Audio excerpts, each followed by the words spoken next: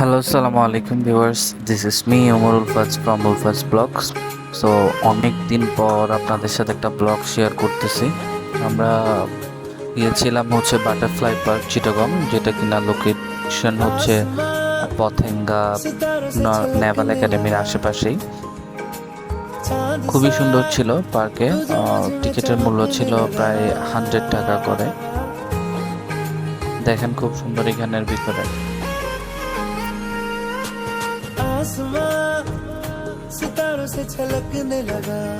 আসলে এখানে আশেপাশে মানে এমন এমন কিছু জায়গা ছিল যেগুলো খুব সুন্দর। আমি জাস্ট ভিডিওতে আপনাদের জন্য তুলে ধরার চেষ্টা করতেছি যে আসলে কিরকম দেখতে এটা।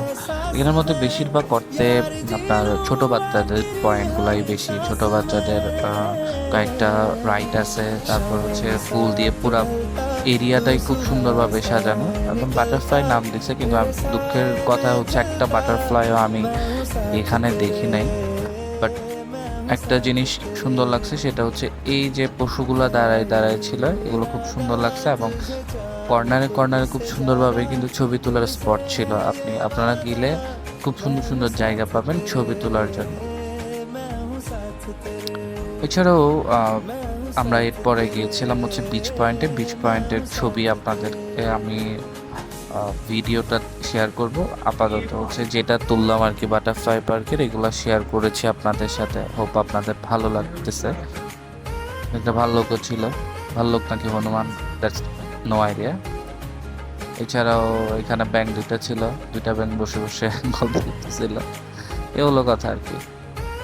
তো ভুল ত্রুটি ভয়েসের মধ্যে অনেক কিছু হয়ে থাকবে, মাফ করবেন আর কি। আমি যদিও খুব মানে কি বলে ভালো মানের কন্টেন্ট ক্রিয়েটার না, জাস্ট ভয়েস ওতেই দেওয়া, আপনাদের সাথে শেয়ার করা। সো সবাই যাই একদিন হলেও ঘুরে আসবেন, ভালো লাগবে হোপফুলি। Thank you.